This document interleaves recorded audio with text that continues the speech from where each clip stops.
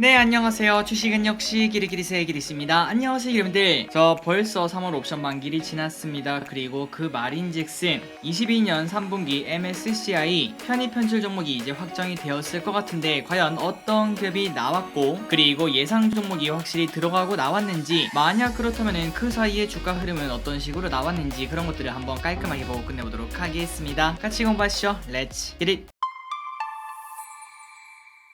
자, MSCI는 아마도 많은 분들이 아시겠지만 오늘은 그냥 간단하게 설명드리자면은, 일단 MSCI는 미국의 모건 스탠리가 발표하는 세계 주가 지수라고 생각하시면 될 것 같습니다. 그러니까 우리가 알다시피 뭐 코스피 200 아니면 나스닥, S&P 500 이런 것들이 있죠. 이런 것들처럼 전 세계를 대표하는 지수 중 하나라고 생각하시면 될 것 같고, 그리고 우리가 미국을 잘 모르지 않겠습니까? 그런데 미국에 투자하시는 분들은 그냥 개별 종목에도 요즘은 많이 투자하지만 예전부터 지금까지 대다수의 사람들은 나스닥 지수 아니면 S&P 500 지수 여기에 베팅하는 걸 확인할 수 있죠. 그런 것처럼 MSCI도 전 세계 기관 투자자나 펀드 매니저들의 투자 방향을 결정지을 정도의 영향력을 행사하는 그러한 지수라고 생각하시면 될 것 같습니다. 그래서 결국 이 지수에 들어가는가 못 들어가는가, 그러니까 편입되는가 편출되는가, 거기에 따라서 세계의 자금이 많이 움직인다고 볼 수 있습니다. 그리고 이 지수는 1년에 4번 조정이 있는데요. 2월, 5월, 8월, 11월 이때마다 각각 조정을 하기 때문에 그때마다 편입되는 기업들은 대부분 주가가 상승하는 흐름을 나타내며, 그리고 편출되는 기업들은 주가가 하락하는 흐름을 나타냅니다. 그래서 우리가 지금 이렇게 공부를 하고 있다고 볼 수 있겠죠. 자, 여기까지 깔끔하게 설명드렸고, 그러니까 정말 쉽게 편입되는 기업들이랑 그 다음에 편출되는 기업들, 이 두 개를 알기 위해서 이거를 본다고 생각하시면 될 것 같습니다. 주가의 흐름을 예측할 수 있기 때문이죠. 자, 3주 전쯤에 우리가 MSCI를 한번 공부를 해봤었는데 그때 당시 편출입 예상 종목이 있었습니다. 편입되는 기업은 카카오페이가 있었고, 그 다음에 편출되는 기업은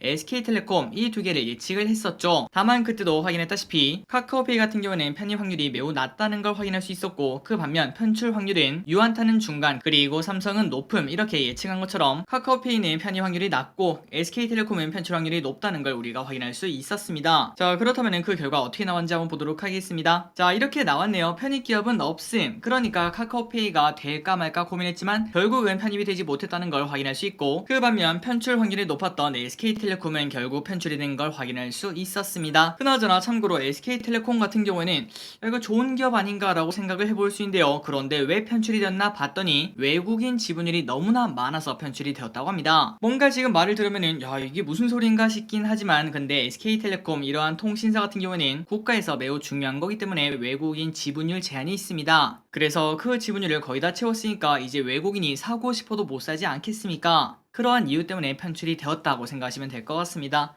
과거에는 KT가 이런 이유 때문에 편출된 바 있었죠. 그래서 편입될 가능성이 있었던 카카오페이와 그 다음에 편출될 가능성이 있었고, 그리고 편출이 된 SK텔레콤의 차트를 한번 보도록 하겠습니다. 일단 편입 확률이 높은 기업들은 주가가 올라간다고 말씀드렸죠. 그런데 카카오페이는 우리가 처음에 봤다시피 편입 확률이 그렇게 높지만은 않았습니다. 그래서 결국 우리가 지금 보니까 뭐 그렇게 엄청나게 반등은 하지 않았다라는 생각을 해볼 수 있고, 그리고 금요일에는 편입이 되지 못했다, 그런 소식과 함께 3%나 하락하는 걸 확인할 수 있죠. 그러니까 카카오페이는 큰 영향이 없었다는 걸 확인할 수 있고, 그 반면 SK텔레콤은 지금 완전 바닥권에서 머무는 걸 확인할 수 있습니다. 최근 들어 증시가 꽤나 반등을 하고 있는 와중에 편출된다는 이러한 악재가 있다 보니까 주가가 힘을 못 쓰는 걸 확인할 수 있죠. 그리고 지속적으로 주가가 하락하는 걸 체크할 수 있습니다. 그래서 우리가 지금 봤다시피 3분기 MSCI 같은 경우에는 큰 흐름이 나오진 않았다, 이렇게 볼 수 있고, 그리고 기분들이 아시다시피 1분기, 3분기는 원래 조금은 그렇게 편입되고 편출되는 기업들이 많지 않습니다. 그런데 그 반면 2분기, 4분기가 진짜라고 볼 수 있겠죠. 그러니까 4분기 11월 달에는 어떤 흐름이 나타날지 그때를 기대하고 또 3개월 동안 기다려봐야 될 것 같습니다.